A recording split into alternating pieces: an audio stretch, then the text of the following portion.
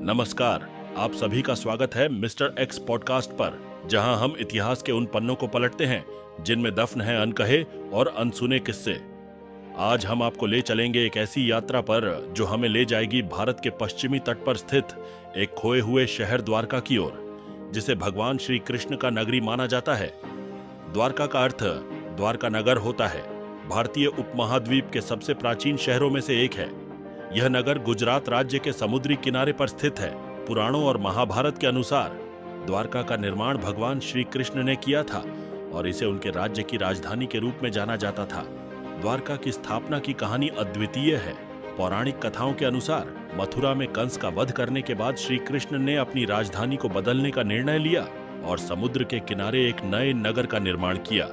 उन्होंने समुद्र के देवता वरुण से भूमि मांगी और समुद्र को हटाकर द्वारका का निर्माण किया। यह शहर अत्यंत सुंदर और अद्वितीय वास्तुकला का नमूना था, जिसमें स्वर्ण महल और अद्भुत भवन शामिल थे। लेकिन द्वारका का वैभव अधिक समय तक नहीं टिक सका।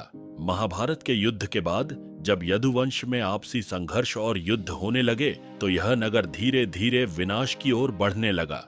अंततः पौराणिक कथाओं के अनुसार भगवान श्री कृष्ण के जाने के बाद द्वारका समुद्र में समा गया।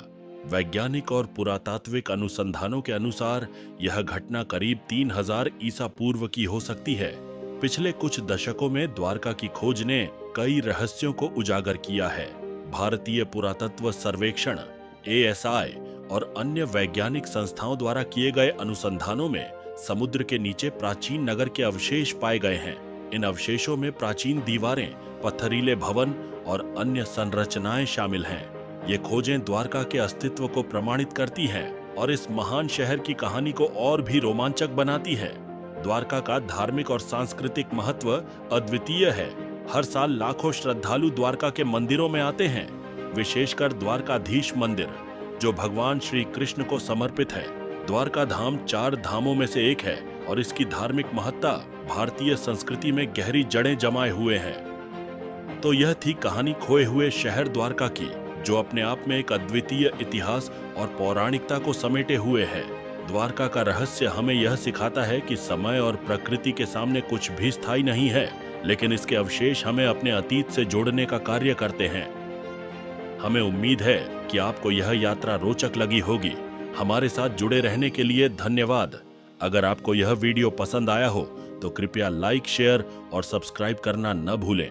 अगले एपिसोड में हम आपको एक और रहस्यमय इतिहास की यात्रा पर ले चलेंगे।